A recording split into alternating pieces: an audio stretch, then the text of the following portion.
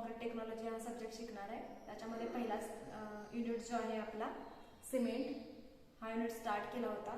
Last लेक्चरमध्ये आपण test on cement हा पॉइंट बघत होतो। तर त्याच्यामध्ये पहिली जी टेस्ट आहे टेस्ट ऑन सिमेंट, टेस्ट कोणकोणत्या आहेत सिमेंटच्या टेस्ट कोणत्या आहेत बघा। There are two type of test conducted on cement. First is the field test on cement, and second is the laboratory test, म्हणजे lab test, laboratory test on cement. त्याच्यामध्ये field test आपण बघितलेले आहेत। तर field taste कोणकोणत्या होत्या? Field taste म्हणजे फील्डवर जर सिमेंट आपण जे आणतोय ते सिमेंट जर चेक करायचं असेल फील्डवरती ते योग्य आहे की नाही, प्रॉपर आहे की नाही, त्याच्या प्रॉपर्टीज बरोबर आहेत की नाही हे चेक करण्यासाठी आपण फील्ड टेस्ट ज्या घेतोय त्या टेस्ट कशा घेतल्या होत्या आपण किंवा काय बघितलं होतं त्याच्यामध्ये की सिमेंट जे आहे त्याचा कलर युनिफॉर्म असला पाहिजे। सेकंड आहे की कलर युनिफॉर्म असला पाहिजे। जेव्हा आपण सिमेंटमध्ये हात थ्रस्ट करणार आहे तेव्हा ते सिमेंट आपल्याला थंड लागलं पाहिजे, थंड असलं पाहिजे। नेक्स्ट पॉइंट होता त्याच्यामध्ये की सिमेंट जेव्हा आपण दोन फिंगर्स मध्ये रब करणार आहे तेव्हा ते स्मूथ फील झालं पाहिजे। तर आपल्याला लम्स असायला नको। लम्स जरी असल्या, जरी सिमेंटमध्ये लम्प प्रेझेंट असतील, लम्स म्हणजे काय त्याचं जर असे फाईन सिमेंट कसं असतं आपलं फाईन पावडर असतं, पण त्याचे लम्प्स म्हणजे एकत्र सिमेंट गठ्ठा झाला असेल तर तो जेव्हा आपण दोन बोटांमध्ये रब करणार आहे तेव्हा ते पुन्हा पावडर फॉर्ममध्ये आलं पाहिजे। जर तसं होत नसेल तर ते सिमेंट योग्य नाही आहे यूज करण्यासाठी। नेक्स्ट आपण काय बघितलं होतं की जर समजा साईडवरती आपण एखादी बकेट भरून पाणी घेतलं आणि त्याच्यावरती सिमेंट स्प्रेड केलं तर स्प्रेड केल्यानंतर ते सिमेंट काय झालं पाहिजे, फ्लोट झालं पाहिजे त्या पाण्यावरती आणि मग थोड्या वेळानं सिंक झालं पाहिजे। जर ते डायरेक्टली सिंक होत असेल तर त्याच्यामध्ये इम्प्युरिटी आहेत असं आपण म्हणतोय। नेक्स्ट काय ते जेव्हा आपण फील करतोय तर ते ऑइली फील व्हायला नको पाहिजे किंवा त्याच्यामध्ये ग्रिटी किंवा त्याच्यामध्ये खडे वगैरे आपल्याला जाणवायला नको, ते पूर्णपणे स्मूथ असायला पाहिजे, स्मूथ फील व्हायला पाहिजे आणि कलर ग्रे असला पाहिजे, युनिफॉर्म असला पाहिजे। ह्या झाल्या फिजिकल टेस्ट। नेक्स्ट ज्या टेस्ट आहेत त्या लॅब टेस्ट। लॅब टेस्ट कोणकोणत्या आहेत? सेकंड जी टेस्ट आहे lab test. Lab test laboratory test मध्ये डिफरंट टाइप ऑफ टेस्ट आहेत। तर कोणकोणत्या टेस्ट आहेत ते बघूयात आपण। पहिली आहे फाईननेस टेस्ट। फाईननेस टेस्ट प्रत्येक टेस्ट जे आहे लॅबोरेटरी टेस्ट ज्या आहेत त्या इंडियन स्टँडर्ड 4031 मध्ये दिलेल्या ज्या टेस्ट आहेत त्याच्यानुसार ह्या टेस्ट कशा करायच्या हे आपण बघणार आहे। या टेस्टवर आपल्याला प्रॅक्टिकल्स पण करायचे असतात। प्रॅक्टिकल्स केल्यानंतर आपल्याला हे पूर्ण लक्षात येईल की ही टेस्ट कशी असते, पण त्याच्या अगोदर आपण थिअरी बघणार आहे। थिअरी बघितल्यानंतर तुम्हाला प्रॅक्टिकल समजणं इझी होईल। तर पहिली टेस्ट आहे फाईननेस टेस्ट, सेकंड आहे कन्सिस्टन्सी टेस्ट, थर्ड आहे सेटिंग टाइम टेस्ट। तर सेटिंग टाइम मध्ये पुन्हा दोन टाइप आहेत, initial setting time, initial setting time आणि सेकंड आहे final setting time. Final setting time, setting time मध्ये दोन टाइप्स आहेत टेस्टचे, इनिशियल सेटिंग टाइम टेस्ट आणि फायनल सेटिंग टाइम टेस्ट। आणि फोर्थ जी टेस्ट आहे ती आहे compressive strength test, compressive strength test. आणि 5 नंबरची जी टेस्ट आहे ती आहे साउंडनेस टेस्ट ऑफ सिमेंट आणि लास्ट जी आहे ती आहे tensile strength test of cement. ह्या ज्या टेस्ट आपण कंडक्ट करतोय त्या कशासाठी कंडक्ट केलेल्या असतात? To determine the physical and chemical properties of cement, to determine the physical and chemical properties of cement. याच्यामधल्या आपल्या सिलेबस मध्ये इन्क्लूड आहे ते आहे fineness test, consistency test, setting time test, compressive strength test and soundness test. या test आपण बघणार आहे। तर फाईननेस टेस्ट या लेक्चर मध्ये आपण शिकायचे आपल्याला फाईननेस टेस्ट म्हणजे काय। तर आपण स्टार्ट करतोय लेक्चर फाईननेस टेस्ट। पुन्हा एकदा बघा ह्या ज्या टेस्ट कॅरी केल्या जातात this test are carried out for determine the physical and chemical composition of chemical properties of the cement. आणि हे जे फील्ड टेस्ट आहे ते आपण लास्ट लेक्चर मध्ये बघितलेले आहे। त्याच्यामध्ये हे नोट डाऊन करून घ्या, स्क्रीनशॉट घ्या। नेक्स्ट आपण फाईननेस टेस्ट स्टार्ट करणार आहे। फाईननेस टेस्ट कशी कॅरी करायची, त्याची प्रोसिजर काय आहे किंवा कोणकोणते जे इक्विपमेंट लागतात किंवा अपॅरेटस जे आपल्याला लागणार आहेत ते कोणकोणते आहेत ते आपण बघणार आहे याच्यामध्ये।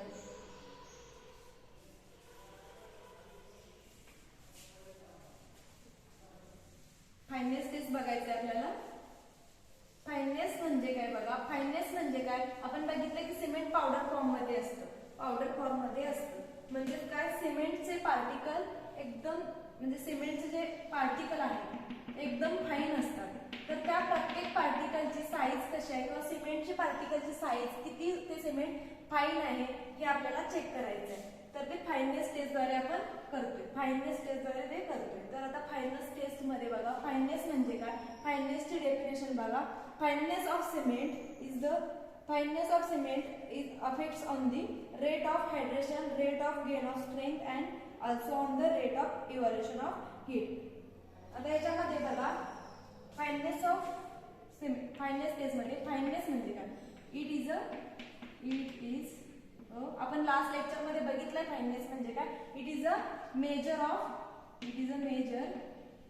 Of mean size of particle, mean size of particles. ह्याच्यामध्ये काय फाईननेस म्हणजे काय तर पार्टिकल, सिमेंटच्या पार्टिकलची साईज, मीन साईज काय आहे हे डिटरमाइन केलं जातं फाईननेस टेस्ट मध्ये. आता फाईननेस टेस्ट मध्ये मीन साईज म्हणजे प्रत्येक पार्टिकलची किंवा त्या सिमेंटचे जे सिमेंट आपण साईटवरती यूज करणार आहे त्याचं जे साईज आहे त्या सिमेंटची ती प्रत्येक पार्टिकलची काय केली जाते, म्हणजे प्रत्येक पार्टिकलची म्हणजे पूर्ण त्याच्यासाठी 100 ग्रॅम, 200 ग्रॅम, 300 ग्रॅम किंवा 500 ग्रॅम असं एवढ्या ग्रॅम मध्ये आपण काय करतोय सिमेंटचं सॅम्पल घेतोय आणि त्या सॅम्पलची टेस्ट केली जाते. आता फाईननेस जर आपण पुन्हा एकदा समजून घ्यायचं असेल सिमेंटचं तर फाईननेस म्हणजे काय, it is the measure of mean size of particle. आणि फाईननेसचा इफेक्ट कशावर होतोय, it affects on the hydration process. म्हणजे hydration process, heat of hydration म्हणजे आपण बघितलेलं आहे. जेव्हा आपण सिमेंटमध्ये पाणी ऍड करतोय तेव्हा काय होतंय, सिमेंटमध्ये हीट निर्माण होते, म्हणजे त्याचं लिबरेशन होते, हीट लिबरेशन होते, त्याच्यामध्ये चेंजेस होतात केमिकल कंपोजिशन मध्ये. एक्सोथर्मिक रिएक्शन मुळे चेंजेस होतात. तर ते हीट ऑफ हायड्रेशन प्रोसेस याचा अफेक्ट कशावर होतोय, affecting on fineness of cement, affect on first आहे हीट ऑफ हायड्रेशन प्रोसेस किंवा हायड्रेशन प्रोसेस मध्ये आपण हायड्रेशन प्रोसेस, स्ट्रेंथ गेन. जर हायड्रेशन प्रोसेस फास्ट असेल, हायड्रेशन प्रोसेस फास्ट असेल तर काय होणार आहे, हीट जनरेट होणार आहे ती सुद्धा काय होणार आहे, लार्ज क्वांटिटी मध्ये होणार आहे. पुन्हा जर हायड्रेशन प्रोसेस फास्ट असेल तर जी स्ट्रेंथ अक्वायर होणार आहे ती कमी दिवसात, त्याची फाईननेस जर सिमेंटचा जास्त असेल, समजा सिमेंटचा fineness is more, if cement is more fine then it has a its strength gaining capacity is early gain strength, early strength gain म्हटलं तरी चालेल. म्हणजेच काय, हे जे सिमेंट आहे ते लवकरात लवकर स्ट्रेंथ अक्वायर करणार आहे, पण त्याची जी अल्टिमेट स्ट्रेंथ असणार आहे म्हणजेच काय 28 दिवसानंतर जी स्ट्रेंथ कॅल्क्युलेट केली जाते ती काय असणार आहे, सेमच असणार आहे. पण त्याची जी स्ट्रेंथ अक्वायर करायची जी म्हणजे समजा एखादं फायनर सिमेंट आहे, एखाद्या सिमेंटची फाईननेस आपण centimetre square per gram, centimetre square per gram मध्ये मोजतोय. समजा एखादं सिमेंट 2200 किंवा 2000 सेंटीमीटर स्क्वेअर पर ग्रॅम एवढं फाईन असेल आणि एखादं सिमेंट 2000 किंवा 3000 म्हणूया आपण 3000 सेंटीमीटर स्क्वेअर पर ग्रॅम एवढं फाईन असेल, तर हे जे 2000 सेंटीमीटर स्क्वेअर पर ग्रॅम हे जे सिमेंट असणार आहे, ह्या फाईननेसचं जे सिमेंट असणार आहे त्यानं जी अक्वायर केलेली स्ट्रेंथ असणार आहे ती 28 दिवसांना म्हणजे अल्टिमेट स्ट्रेंथ या दोन्हीची काय असणार आहे, अल्टिमेट स्ट्रेंथ सेम असणार आहे. पण हे जे 3000 centimetre square per gram fineness असलेले सिमेंट आहे ते काय करणार आहे, कमी दिवसात जास्त स्ट्रेंथ अक्वायर करणार आहे. म्हणजेच काय 7 दिवसात त्याची 7 डेजला जर टेस्ट आपण घेतली या सिमेंटची तर काय असणार आहे, याने अक्वायर केलेली स्ट्रेंथ ही या 2000 सेंटीमीटर स्क्वेअर पर ग्रॅम या सिमेंटपेक्षा काय असणार आहे, जास्त असणार आहे. हे झालं फाईननेस ऑफ सिमेंट. आता फाईननेस ऑफ सिमेंट म्हणजे मध्येच बघा फाईननेस जी आहे ती कशी कॅल्क्युलेट केली जाते. समजा एखादा पार्टिकल आहे, हा 2 सेंटीमीटर बाय 2 सेंटीमीटर आहे. Fineness is the measure of size of particle और surface area of the particle. म्हणजे सरफेस एरिया जो आहे तो काय होणार आहे, जेवढं सिमेंट फाईन असणार आहे म्हणजे जेवढं त्याचे पार्टिकल कमी साईजचे असणार आहे तेवढं ते सिमेंट काय होणार आहे जास्त फाईन होणार आहे. आता हा जो पार्टिकल आहे 2 सेंटीमीटर बाय 2 सेंटीमीटरचा आहे. आपण 3D जर डायग्राम याची काढायची झाली तर कशी असणार आहे?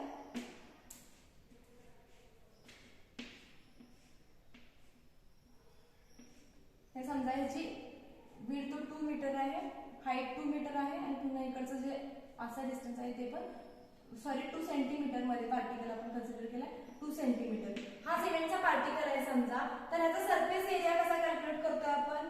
सरफेस एरिया ह्याचा व्हॉल्यूम किती असणार आहे? 2⁻³ म्हणजे 8 सेंटीमीटर क्यूब एवढा याचा व्हॉल्यूम असणार आहे. आणि सरफेस एरिया किती असणार आहे याचा? सरफेस एरिया ह्याला किती साइड्स आहेत? 6 असणार आहेत साइड्स. 6 इंटू 6 साइड्स, ह्या साइड्स झाल्या प्लस काय ना सरफेस एरिया. हा किती सरफेस एरिया? 2/2 म्हणजे 4 24 सेंटीमीटर स्क्वेअर. हा झाला ह्या पार्टिकलचा, ह्या 2 सेंटीमीटर बाय 2 सेंटीमीटर पार्टिकलचा सरफेस एरिया. पण हाच पार्टिकलची साइज किती आहे? 2 सेंटीमीटर बाय 2 सेंटीमीटर. हाच पार्टिकल आपण बारीक केला, अजून फाईन केला, तर त्याची साइज समजा आपण 1 सेंटीमीटर बाय 1 सेंटीमीटर मध्ये याचं डिवायडेशन केलं, पुन्हा हा काय केला आपण? डिवाइड केला असा. तर याचे किती भाग होणार आहेत? 6 भाग होणार आहेत. 8 भाग होणार आहेत. म्हणजे आपण 1 सेंटीमीटर बाय 1 सेंटीमीटर जर केलं ह्याचं 1 सेंटीमीटर बाय 1 सेंटीमीटर मध्ये हा पूर्ण पार्टिकल डिवाइड केला आपण, तर काय होणार आहे? 1 सेंटीमीटर बाय 1 सेंटीमीटर केल्यानंतर ह्याचं जर आपण हा डिवाइड केल्यानंतर याचे 8 भाग तयार होणार आहेत. 8 भाग तयार होणार आहेत. बरोबर? 8 भाग तयार झाले याचे. तर हा जो असणार आहे ह्याचे 8 भाग तयार झालेले असणार आहेत. 8 नंबर याचे तयार होणार आहेत जेव्हा हा आपण डिवाइड करणार आहे 1 सेंटीमीटर बाय 1 सेंटीमीटर मध्ये. तर त्याचं व्हॉल्यूम किती असणार आहे? एका पार्टिकलचं व्हॉल्यूम किती असणार आहे बघा? 1 सेंटीमीटर क्यूब. असं 8 पार्टिकलचं व्हॉल्यूम किती असणार आहे? 8 सेंटीमीटर क्यूब.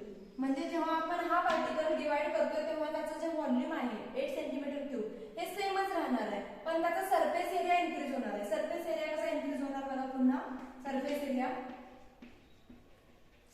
इन्क्रीज होणार आहे. हे पार्टिकल किती आहेत? 8 आहेत. एका पार्टिकलचा सरफेस एरिया किती असणार आहे? ह्याला किती साइड्स आहेत? 6 साइड आहे. मग याचा सरफेस एरिया 6 इंटू 1/1 म्हणजे 1 हे झालं 6 सेंटीमीटर स्क्वेअर. म्हणजे हा एका पार्टिकलचा झाला. असे किती झाले? आपले पार्टिकल 8 झाले. 1 सेंटीमीटर बाय 1 सेंटीमीटर जे केले तर 8. 6 इंटू 8 म्हणजे किती? 48 सेंटीमीटर स्क्वेअर. आपलं व्हॉल्यूम सेमच आहे. व्हॉल्यूम दोन्हीसाठीच सेमच आहे. म्हणजे आपण हा जो 2 सेंटीमीटर बाय 2 सेंटीमीटरचा जो पार्टिकल होता सिमेंटचा तो आपण 1 सेंटीमीटर बाय 1 सेंटीमीटरचा केला तेव्हा त्याचे 8 भाग झाले, पण त्याचं व्हॉल्यूम सेम राहिलं, पण ह्याचा सरफेस एरिया काय होतोय?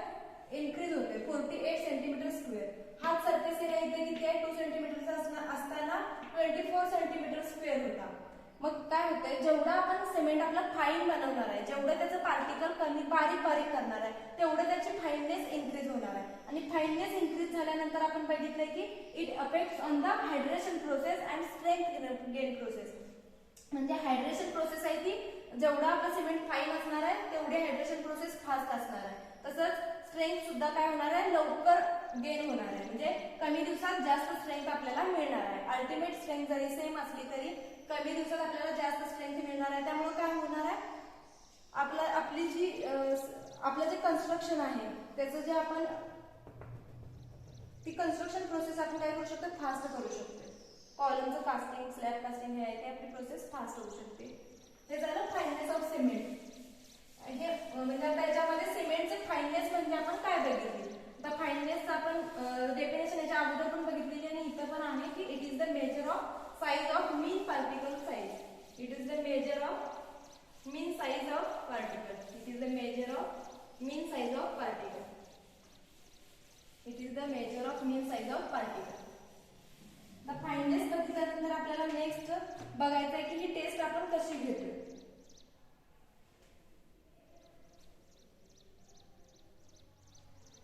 फाईननेस टेस्ट जे आहे आपली लॅबोरेटरी किंवा लॅब टेस्ट म्हणू शकतो आपण. लॅब टेस्टमध्ये पहिली टेस्ट आपण बघणार आहे. पहिली taste fineness taste. Fineness taste जे आपण लॅबमध्ये करणार आहे त्याचे दोन टाइप्स आहेत. कोणकोणते टाइप्स आहेत बघा. पहिली आहे सीव टेस्ट, सीव टेस्ट, आणि सेकंड आहे एअर परमेबिलिटी,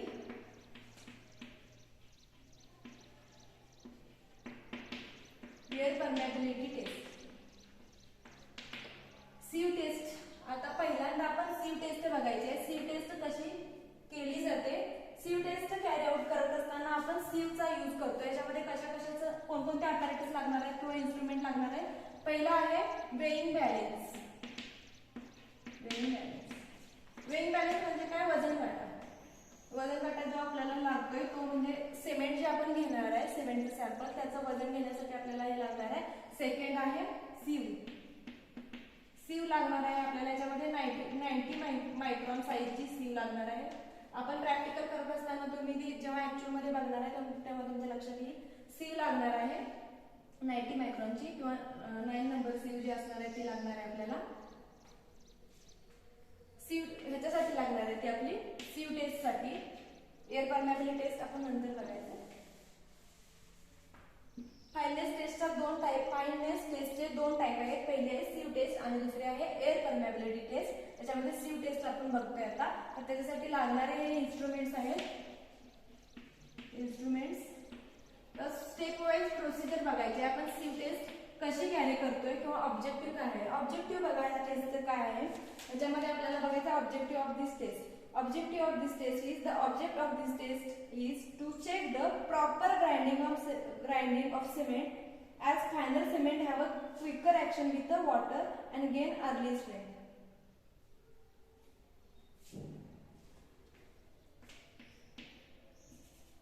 पहिले पॉइंट लिहून घ्या. Objective of this test is to check proper grinding of cement or fineness of cement because it affects on hydration process. Because it affects on hydration process and finer cement has quicker action with water.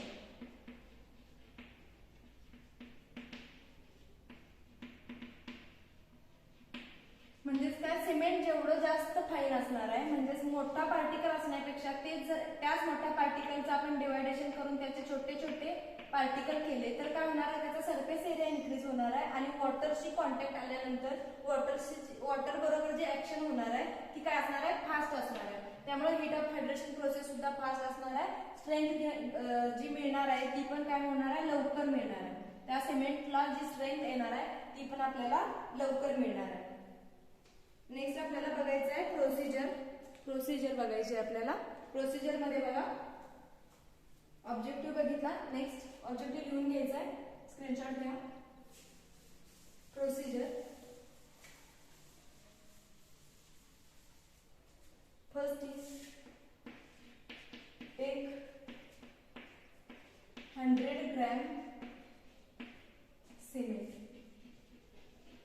पहिल्यांदा काय करायचं आपल्याला, पहिल्या procedure मध्ये take 100 gram cement sample. Take 100 gram cement sample.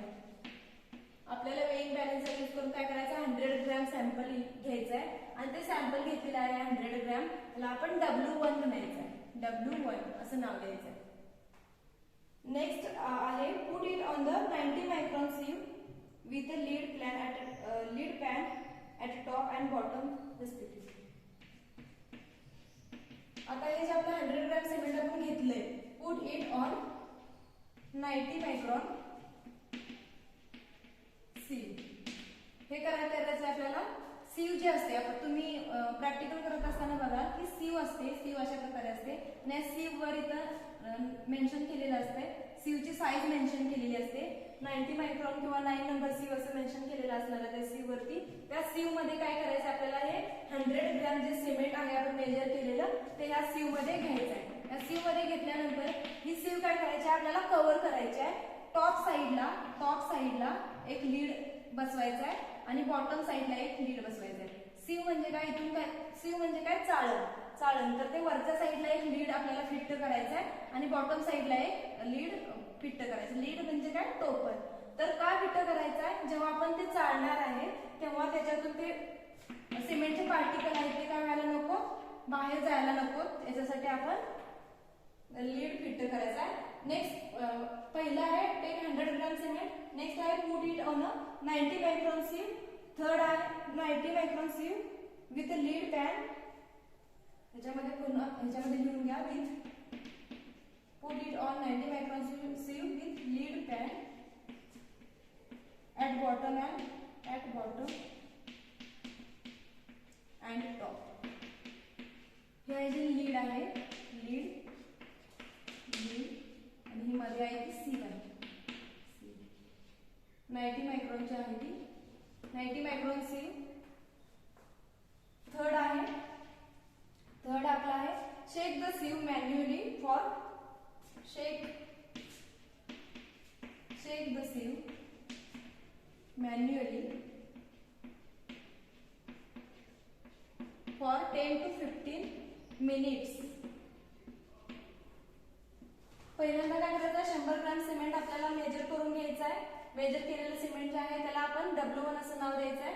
Next बघा, त्याचे cement घेतलेलं आहे ते आपण 90 मायक्रॉन सीव वरती घ्यायचं आहे आणि ती सीव काय करायची आपल्याला, बॉटम आणि टॉप आणि बॉटम लीड कव्हर करून घ्यायचं आहे.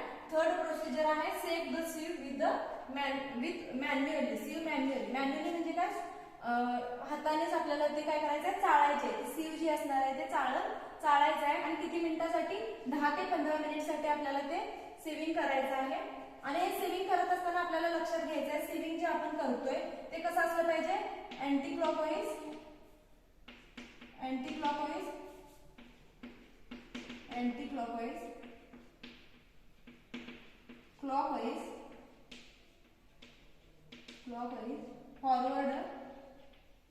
फॉरवर्ड आणि बॅकवर्ड. म्हणजे प्रॉपर त्याचं सीविंग झालं पाहिजे. आणि याच अशाच पद्धतीने आपल्याला काय करायचं आहे, 10 ते 15 मिनिटसाठी आपल्याला ते काय करायचं आहे, सीविंग करायचं आहे. क्लॉकवाईज, अँटी क्लॉकवाईज, फॉरवर्ड आणि बॅकवर्ड अशा पद्धतीने आपल्याला ते सीविंग आहे ते करायचं आहे. ही झाली थर्ड स्टेप. त्याच्यानंतर आपल्याला काय करायचं आहे बघा, सीविंग केल्यानंतर काय होणार आहे, सीविंग केल्यानंतर टेक द वेट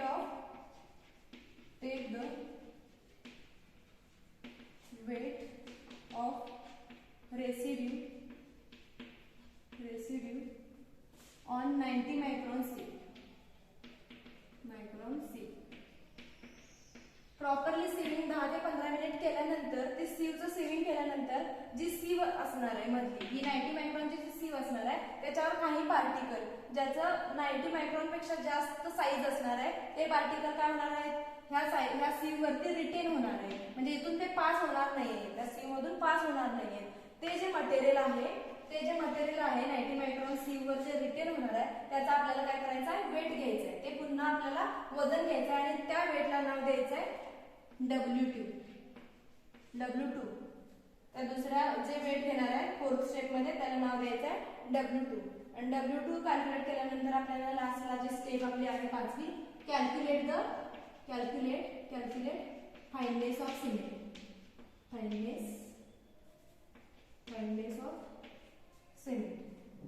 फाइननेस कसा कॅल्क्युलेट करायचा, ह्याचा फॉर्म्युला काय आहे बघा, फाइननेसचा W2 अपॉन W1 इंटू 100. या फॉर्म्युल्याने आपल्याला काय करायचं, सिमेंटचा फाइननेस कॅल्क्युलेट करायचा आहे. आणि कॅल्क्युलेट केलेला जो फाइननेस आहे तो किती असला पाहिजे, ह्याच्यासाठी म्हणजे रिझल्ट काय असला पाहिजे बघा, the residue of cement should not exceed 10%. Result मध्ये बघा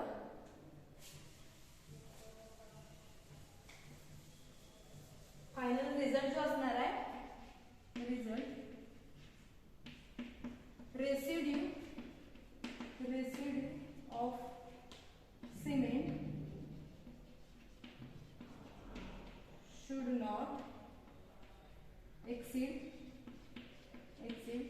10%.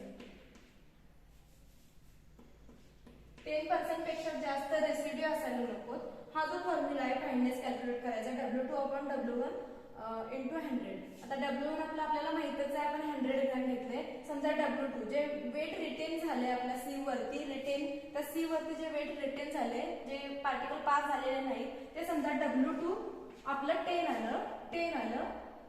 तर आपलं काय आन्सर येणार आहे बघा. फाइंडनेस किती येणार आहे? फाइंडनेस इज इक्वल टू ठीक आहे W2/W1 इंटू 100. याचा आन्सर काय येणार? 10/100 इंटू 100. किती आलं आन्सर आपलं? 10% आलं. म्हणजेच काय रिझल्ट काय आहे आपला? Residue of cement should not exceed 10%. म्हणजे 10% पेक्षा कमी चालतंय. किती? 7 चालेल, 8 चालेल, 9 चालेल, 10 चालेल, पण 10 पेक्षा जास्त रेसिड्यू असायला नको. हा त्याचा रिझल्ट झाला. सिविंग पुन्हा एकदा मी एक्सप्लेन करते. काय करायचंय बघा. आपल्याला सीव घ्यायची आहे. इन्स्ट्रुमेंट जे लागणार आहे ते वेइंग बॅलन्स लागणार आहे, सीव लागणार आहे. सीव घेतल्यानंतर आपल्याला 90 मायक्रॉनची सीव घ्यायची आहे. त्याच्यानंतर वेइंग बॅलन्स वरती आपल्याला 100 ग्रॅम सिमेंट घ्यायचं आहे मेजर करून. ते मेजर केलेले सिमेंट आहे ते आपल्याला काय करायचं आहे? त्या सीव वरती ठेवायचं आहे. सीव वरती ठेवल्यानंतर ती सीव कव्हर करायची आहे आपल्याला. वरच्या साईडला एक लीड म्हणजे काय टोपण लावायचं आणि खालच्या साईडला एक लावायचा आहे. टॉप अँड बॉटम लीड आपण कव्हर करायचं आहे. नेक्स्ट आपल्याला काय करायचं आहे? सीविंग करायचं आहे. मॅन्युअली सीविंग करायचं आहे 10 ते 15 मिनिटांसाठी. आणि सीविंग करत असताना क्लॉकवाईज, अँटी क्लॉकवाईज आणि फॉरवर्ड आणि बॅकवर्ड डायरेक्शन मध्ये ते सीविंग करायचं असते. त्याच्यानंतर नेक्स्ट स्टेप आहे, त्याच्यामध्ये काय केलं जातंय? Take the weight of residue. त्याच्यानंतर 15 मिनिट जेव्हा आपण सीविंग करतोय तेव्हा त्या सीव वरती काय होणार आहे? जे पार्टिकल 90 मायक्रॉन पेक्षा जास्त हे असणार, मोठे असणार आहेत, ते त्या सीव वरती रिटेन होणार आहे. ते रिटेन झालेले पार्टिकल आहेत, त्याचं वेट घ्यायचं आहे. त्या वेटला W2 म्हणायचं आहे. आणि लास्ट जी प्रोसिजर आहे ती आहे कॅल्क्युलेट द फाइंडनेस. आणि फाइंडनेस कॅल्क्युलेट करायचा फॉर्म्युला काय आहे? W2/W1 into 100. W2 आपलं समजा 10 असेल तर, आणि W1 आपण घेतलेला आहे 100 खाली, त्याच्यानंतर इंटू 100% मध्ये आपल्याला ती व्हॅल्यू कॅल्क्युलेट करायची आहे फाइंडनेसची. ती आली 10%. आणि रिझल्ट काय व्हायचा? Residue of cement should not be exceed than 10%. ही झाली फाइंडनेस टेस्ट. त्याच्यानंतर फाइंडनेस टेस्ट मध्ये पहिली टेस्ट बघितली आपण, सीव टेस्ट. नेक्स्ट टेस्ट आहे ती आहे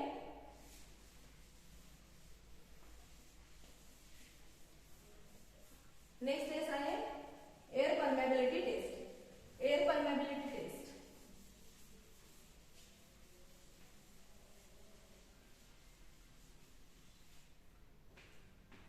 सेकंड टेस्ट फाइंडनेस मधली. फाइंडनेस टेस्टची second air permeability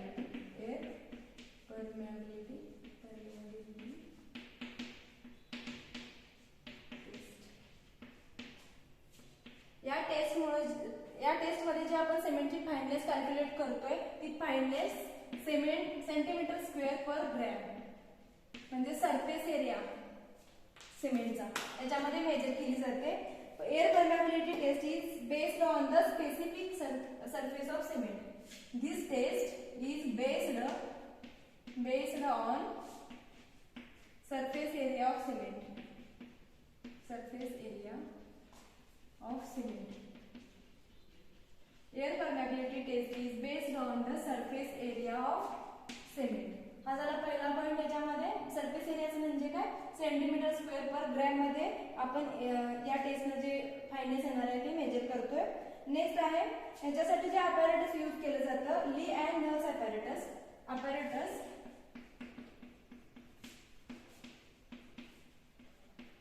Lee and Nurse apparatus. Lea and Nurse apparatus use करून आपण ही टेस्ट कॅरी करतोय. या टेस्टला पुन्हा Nurse and Blaine air test असं सुद्धा म्हटलं जाते. Nurse and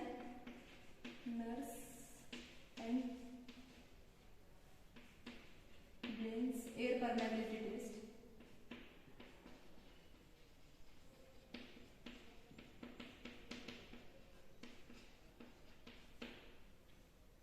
this test is based on surface area of cement. Apparatus used कोणतं? ली अँड नर्स अपॅरेटसचा यूज केला जातोय. या टेस्टला Nurse and drainage air permeability test असं सुद्धा म्हटलं जातंय. नेक्स्ट बघा, ह्या टेस्ट मधून जे आपल्याला ऑर्डिनरी पोर्टलँड सिमेंट आहे किंवा रॅपिड हार्डनिंग सिमेंट आहे त्याच्यामध्ये बघा, त्याचा स्क्रीनशॉट घ्या.